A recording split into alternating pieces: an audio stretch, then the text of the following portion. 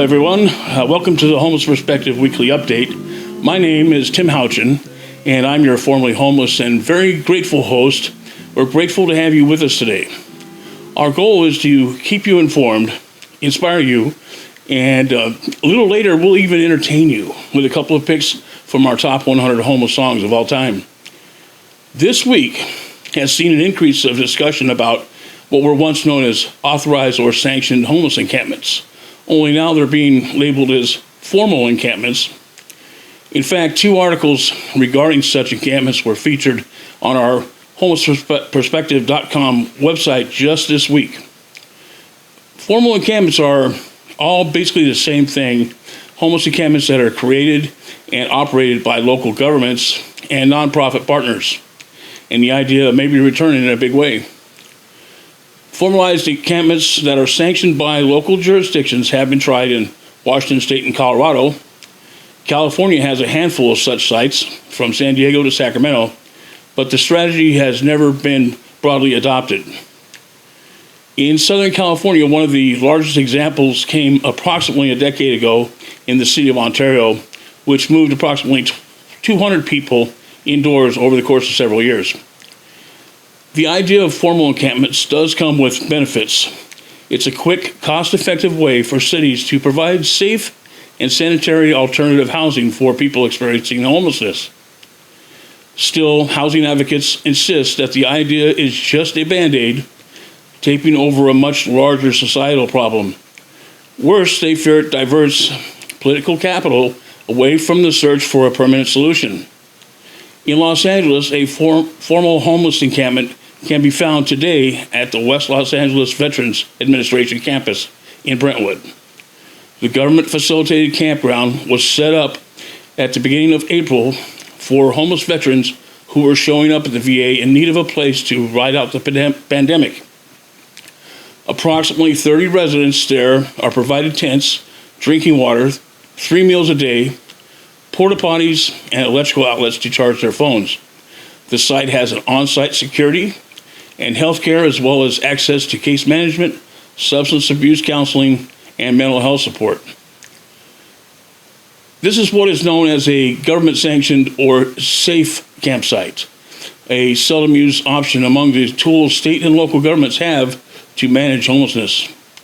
The idea is to provide a designated location with services that address homeless people's most basic needs: food, water, and safety. Critics will say that it's been done before and the results have been less than satisfactory. But what if it were done differently? What could be done differently that would satisfy the naysayers? We'll be right back after this. We would like to hear your opinion on today's topic or any other topic that you would like to see discussed on our program. Just send us a message from our Facebook page at www.facebook.com/homelessbrother.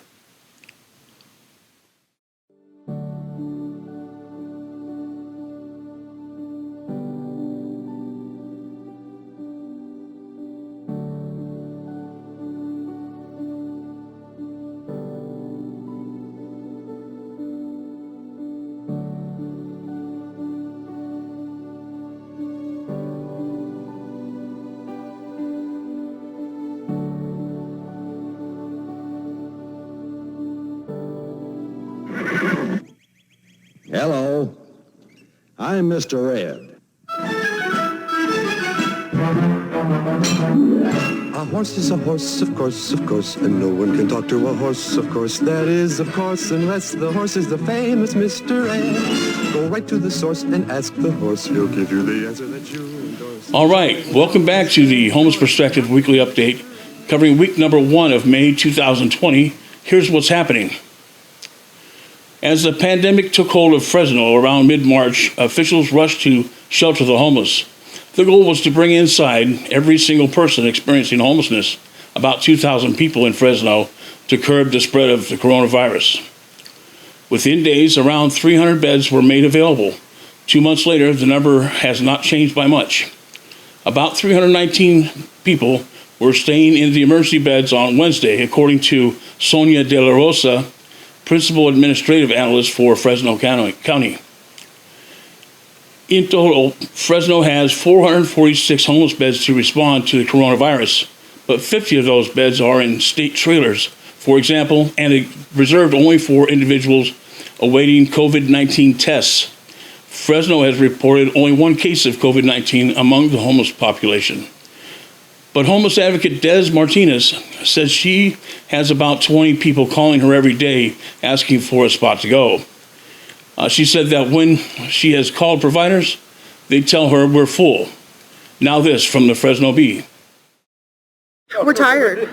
We are tired. It seems like the homeless are still remain invisible in Fresno, California. Gavin Newsom had gave $1.9 million to the city of Fresno, which the county is controlling that money. They are choosing to give $1 million of it for housing 300 people for 3 months. That's $1 million. When they take out their cut, how much is really left? There's no motel vouchers that have come out. We've been begging for washing stations and porta potties at least to keep sanitation clean. And right now we're concerned about the coronavirus. We're concerned about the spread. Now I know that they said they just housed 150 people in this past week. We got thousands out here. I'm not going to give you kudos for 150 people. If they are concerned about the spread of the coronavirus here in Fresno, California, they need to stop the sweeps. They need to put out porta potties and washing stations, and they need to go ahead and look into the motel vouchers ASAP. It's not being evil. It's not being negative. It's about survival, and that's what it boils down to out here. So for them to try and survive, I mean, what is there? Where are they supposed to go? And if somebody could answer that question, then we probably wouldn't be out here.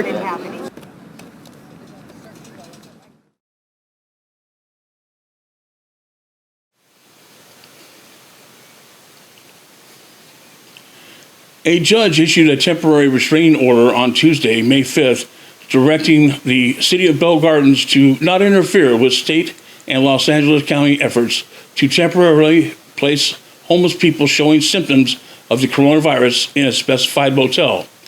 Los Angeles Superior Court Judge Samantha Jessner said that despite the city's objections to having more homeless residents at the Quality Inn in the 7300 block of Eastern Avenue, the state and county are granted powers to act as they did given the unique circumstances brought about by the pandemic. In a separate ruling, the judge denied a temporary restraining order sought by the city against the Quality Inn owners that would have prevented the motel from accepting any new residents. The city was not trying to evict those already there, but maintained the building was obligated under a lease agreement to be used as a motel and not a homeless shelter. The judge scheduled a July 2nd hearing on whether the county should be granted a preliminary injunction against the city. That hearing will be before Judge James Chalfant, when the court is expected to have returned to normal operations. Jessner issued a similar TRO on Thursday involving the city of Norwalk, which a week earlier directed a participating hotel taking part in a joint county and state program, Project Roomkey, to withdraw its contract with the county. Project Roomkey was created to save California's most vulnerable residents and protect others from infection, and Governor Gavin Newsom has directed counties to secure emergency temporary housing for individuals experiencing homelessness who are at risk of contracting COVID-19 in private hotels and motels. Owners at the luxurious Ritz-Carlton in downtown LA are opposing a plan called Project Roomkey that would temporarily move the homeless into empty hotel rooms at the Ritz and the adjoining JW Marriott hotels. There are about 224 units that make up the top floors of the landmark Ritz-Carlton high-rise that adjoins the JW Marriott at LA Live. Those units are individually owned, and the average price for a one-bedroom starts at about $1 million, and some units are valued at as much as $42 million. Here's David Ono with a story from KABC7 Los Angeles. The Ritz-Carlton and JW Marriott in downtown LA have more than 1,000 hotel rooms and suites. The majority of those rooms are now empty. Project Roomkey is working to house some of the homeless in hotels and motels across the state during the pandemic, with the government reimbursing hotels 75% of the cost, but not everyone is happy about it. Not far from the gleaming Ritz-Carlton and JW Marriott in downtown LA is Skid Row, home of some of the most vulnerable of LA County's 60,000 homeless. It's a public health crisis, and you can't be safer at home if you're not in a home. LA City Councilman Mike Bonin co-authored a motion that states many hotels have been unwilling to participate in Project Roomkey, citing various issues including security, liability, and being branded a, quote, homeless hotel. The hotels are losing money, and hotel workers aren't getting paid, and this literally can be a win-win-win, a triple bottom line of improving public health, helping the hotels stay solvent, which helps the city treasury, and putting people back to work. Eyewitness News has obtained this email from the HOA for the residences at the Ritz-Carlton, telling owners of these luxury units that they are resisting efforts to house the homeless at the Ritz or the adjoining JW Marriott, citing concerns about safety, security, property values for the residents, and overall lifestyle. The email states that they are asking for a waiver because the Ritz is not just hotel rooms, it has 224 residential units. The average one bedroom is about $1 million minimum, $1 million, and goes all the way up to 40, 42. Art Avanes used to own a unit at the Ritz and now, as a realtor, manages 6 other Ritz residences. I mean, you're talking about inconveniencing 224 homeowners that have paid a lot of money, their lifestyle and safety at jeopardy, where there's so many other hotels. John Satterfield owns 2 units at the Ritz. Aside from the logistical concerns, the safety concerns, there are families that live down there with children. Satterfield wants a long-term solution. It doesn't really do any good to have them, stay in a hotel room for a couple of weeks and say, okay, the pandemic has passed, now you guys can go on about your lives. It's just unconscionable that we allow citizens in this country to live this way. The city agreed to pay the owners of the LA Live complex, which includes the JW Marriott and Ritz-Carlton, $270 million in financial incentives over a 25-year period. That's taxpayer money. I don't think fancy hotels should be exempt from Project Roomkey at all. As we look at hotels to step up, those that have benefited from public investment and public largesse, I think, are the first that we should be looking towards. AEG, which owns the Ritz and the JW Marriott, did not respond to our request for comment. Mayor Garcetti says commandeering rooms from hotels that do not want to participate in Project Roomkey is a possibility if friendly negotiations fail.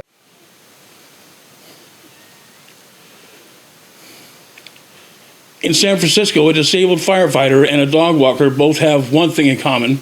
They're homeless and crying out for help. The city has turned its back on me as a disabled firefighter. I don't have any housing, so I have to do something like this because I don't have any place to go, said Cooper Arona. Arona has been homeless for 5 years, living in her RV. She says an injury on the job as a firefighter and street medic and a divorce left her living out on the streets. Jessica Gonzalez has been homeless for over a year after her landlord allegedly did not approve of her service dog in the building. The right thing to do, but to also show their neighbor or whoever help each other. That's what I wanted, and to have a place to stay. I didn't know what could happen, but I took a gamble, and it's better than nothing, said Arona. This action was organized by the group Reclaim San Francisco. Quiver Watts with the organization says the housing movement was inspired by Oakland Moms for Housing. This is Eric Thomas in the ABC7 newsroom. A homeless advocacy group says it plans more protests at empty homes in San Francisco, similar to one it held in the Castro yesterday. Disabled firefighter Cooper Arona, who's lived out of an RV the past 5 years, and dog walker Jessica Gonzalez, who lost her apartment last year, briefly moved into an unoccupied home on 19th Street. About 50 protesters with the group Reclaim SF also took part. Organizers say the action was inspired by the Oakland Moms for Housing protest. After about 3 hours, the women inside were cited by police and left peacefully. Reclaim SF says it found the vacant home on several real estate websites and found the doors unlocked. As schools rush to provide students with tablets, worksheets, and regular check-ins with teachers during the pandemic, one group is proving elusive, those without permanent homes. California's 195,000 homeless students have been harder to contact and are more at risk of falling behind than their peers during the school closures, school officials and advocates said. Since the shelter-in-place and social distancing orders began in March, many homeless families have had to move because their informal living arrangements, doubled up with their families, for example, have fallen through. Others have lost jobs, leaving them with no way to pay motel bills. Some have left the shelters due to fear of contracting the coronavirus. Under the federal McKinney-Vento Act, school districts are required to count homeless students and provide them with extra services such as transportation or school supplies. Homeless students include those who are living outdoors, in shelters, motels, or cars, or even doubled up with their families or couch surfing. The law remains in place during the school closures, which means that schools need to ensure that homeless students are still receiving those services. For example, if a homeless student doesn't have transportation to pick up a free lunch or a tablet at a school site, the school needs to provide it, said Barbara Duffield, Executive Director of Schoolhouse Connection, a Washington, D.C. based nonprofit that advocates for homeless young people.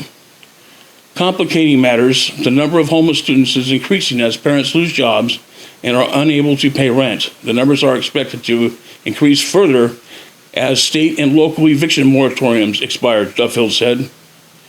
Teachers are issuing tablets, chargers, grocery gift cards, Wi-Fi hotspots, housing vouchers, bus passes, hygiene kits, backpacks, etc., and other items to help students and their families.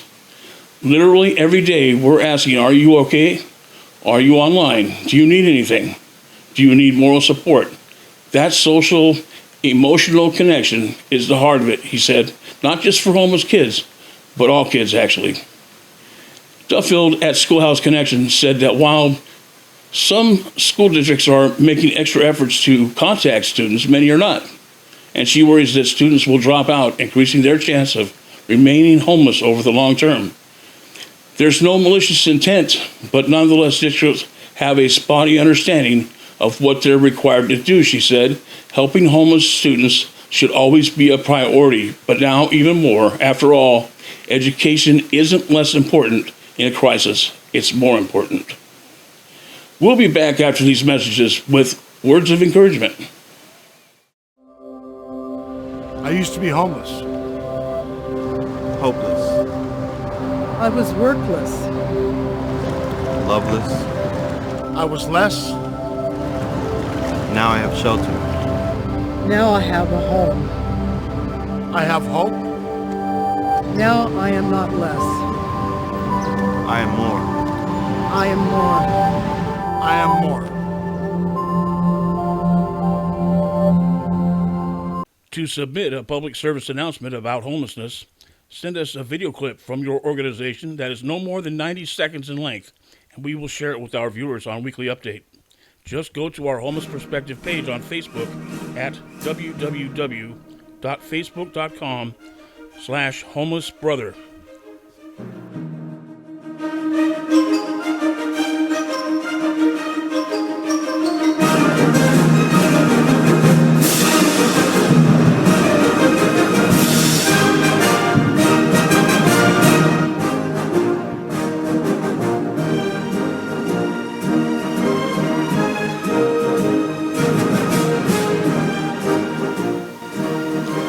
Welcome back to the Homeless Perspective Weekly Update. Just in time for today's words of encouragement. This is a homeless man's story.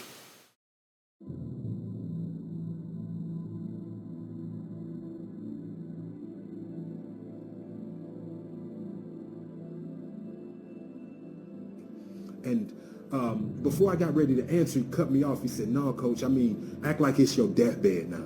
I mean, if you only have one analogy, one story, one phrase or something, I mean, act like this was all of consistent success that you know wrapped up into a few minutes. I need the essence of this thing. I want it now. I need to get an understanding of what consistent success is." And him saying it like that made me fall back, because I knew I had to tell him a story that no one else had probably ever heard. You know, no one had ever heard me say it because it's so rough and it's so real, and you know, it contains some language that a lot of people haven't heard me talk like and stuff like that. But the way he said it, with, you know, welling up and being upset about his life, I'm like, okay, I got to give it to him raw. I got to give it to him how I understood it.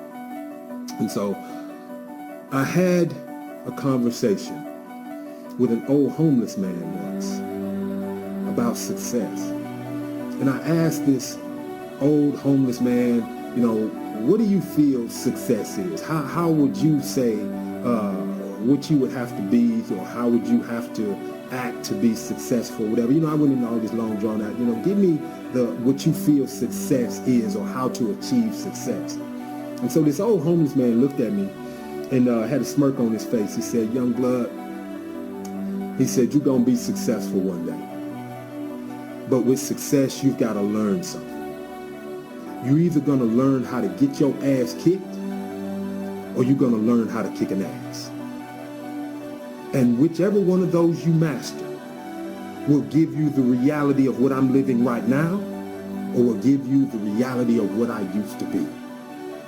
You can't do them both. And as fast as he said that, it hit me in my chest. I mean, like a 50-pound wasp. I mean, boom, I got it. You got to understand, with long-term success, you're either going to kick the hell out of life, or life is going to kick the hell out of you. Whichever one of those you do most will be your reality. See, you got to understand, baby, you might be confused because you wasn't there, but I'm trying to explain this to you. That through those sequence of phrases that he gifted me with, who he is now is not who he's always been. And as I wanted to ask questions, and the things were rambling through my head to talk about this and inquire about that, the shocking thing was I didn't have to. Because a single tear rolled down his worn and weathered face. And that tear told his story. That somewhere along the journey of that tear, you knew this guy was the champion of something. That at one time in his life, he was the master of his fate, the ambassador of his ambitions.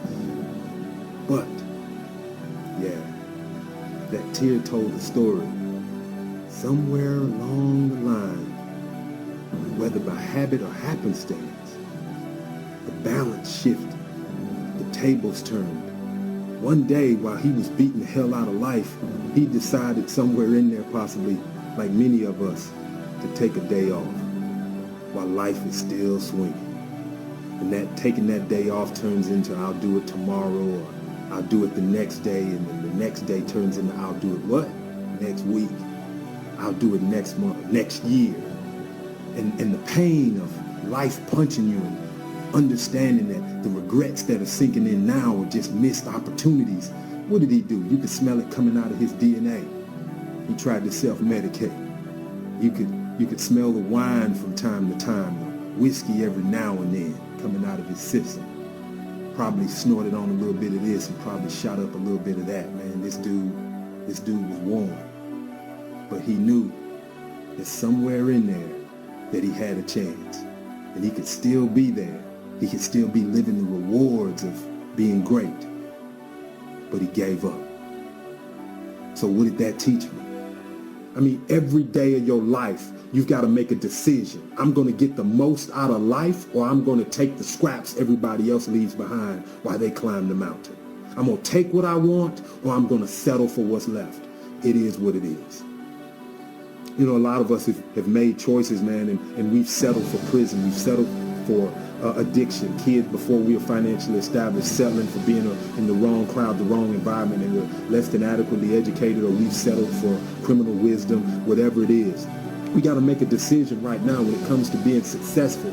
Are you going to accept what you currently have, or are you going to make the effort to get what you want out of life? Or, you know, are you going to continue to incarcerate your successful dreams in that prison called doubt, or are you going to free your ambitions with the key called belief? You're going to be successful in your life, but you got to make a decision with every day that you breathe. Are you going to get your ass kicked, or you gonna kick an ass? Hardest way I've ever heard it, baby, and I gotta keep it 100 with you. Are you gonna let life kick the hell out of you, or you gonna kick the hell out of life? Every day. Every day of your life, baby, you gotta make that decision. And if you do that every day, and kick the hell out of life every day, and take what you want, no scraps allowed, no leftovers allowed, I want this and I'm gonna get it by any means necessary, legally and morally. Consistency of success. Success 101 is inevitable. It is what it is, baby. You know.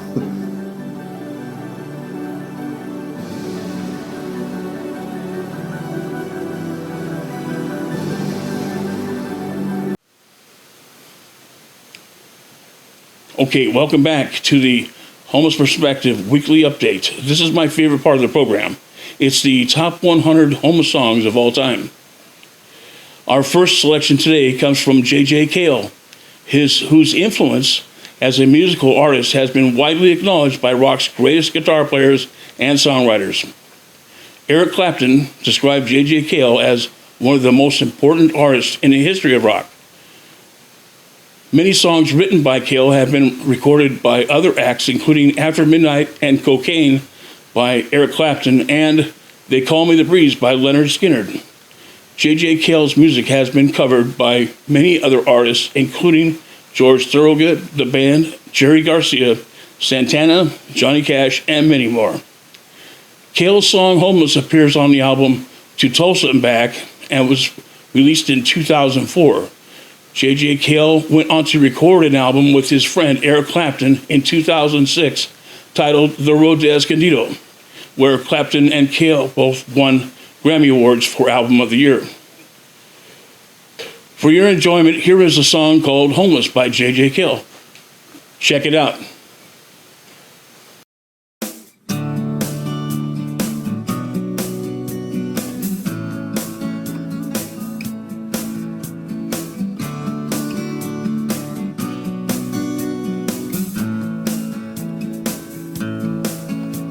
She said she had no money, but he was in doubt. He told her I used to be into, but now he was out. Spare some small change, lady, and I'll be on my way. She looked into his eyes and deep in his soul, I know she was wondering if he was in control. She muttered to herself, these beggars, where do they all come from? He said, I'm not a homeless man, I'm a gypsy by trade and I'm traveling this land. I'm not a homeless man. He moved through the streets with his head bent low, never thinking he would never see that woman again, you know. Just sleeping in the doorways and alleys like he always had.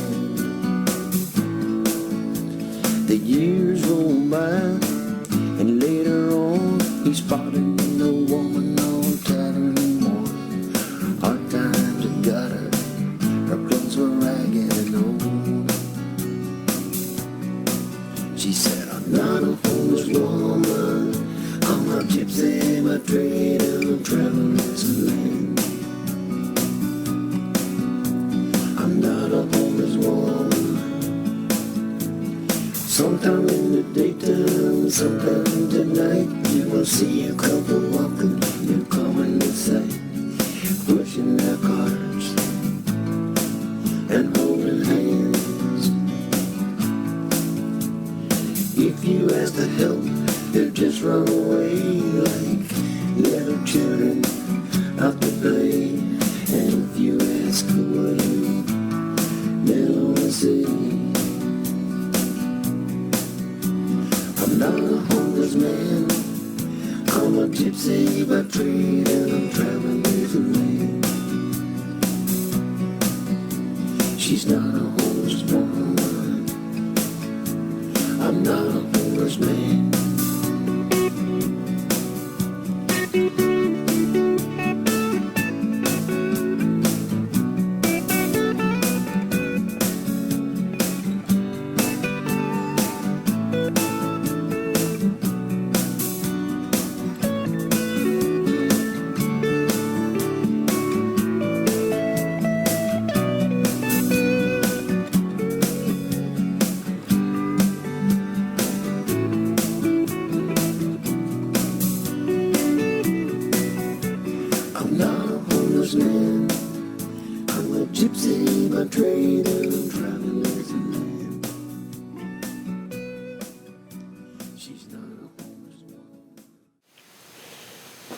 Okay, what a great song by J.J. Kill.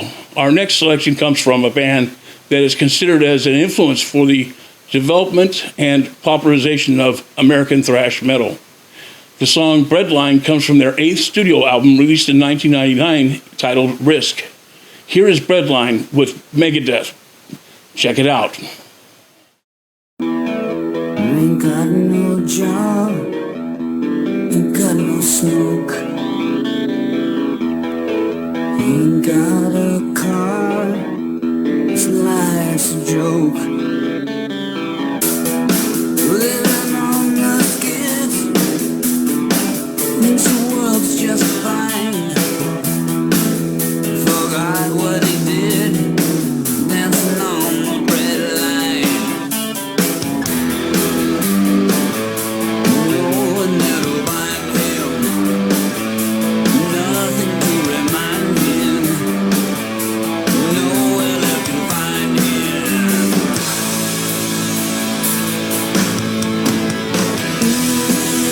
About to lose his lifeline. He's dancing on the bread line.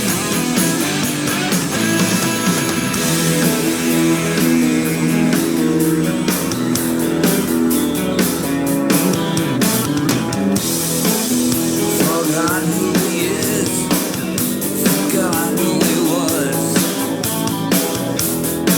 Used to call the shots, now we can't connect the dots. A mover and a shaker, getting closer to his maker. Lower than a headline, dancing on the bread line. No one there to find him, nothing to remind him, nowhere left to find him, nowhere. About to lose his lifeline. He's looking for a headline. Sniffing of the white lines. He's dancing on the bread line. He's dancing on the bread line.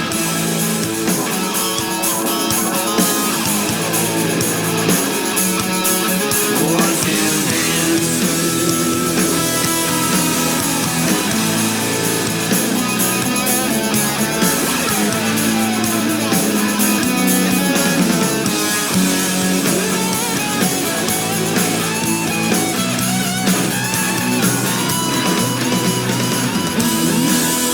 About to lose his lifeline. He's looking for a headline. Sniffing of the white lines.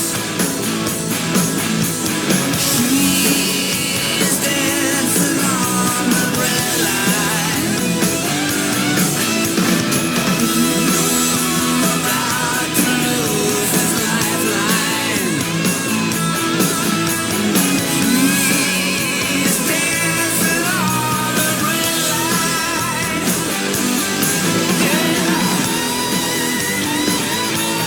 No one, nothing, nowhere.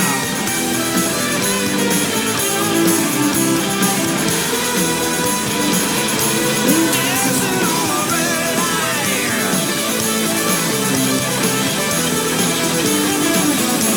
Dancing on the bread line. He forgot, and he ain't got nothing.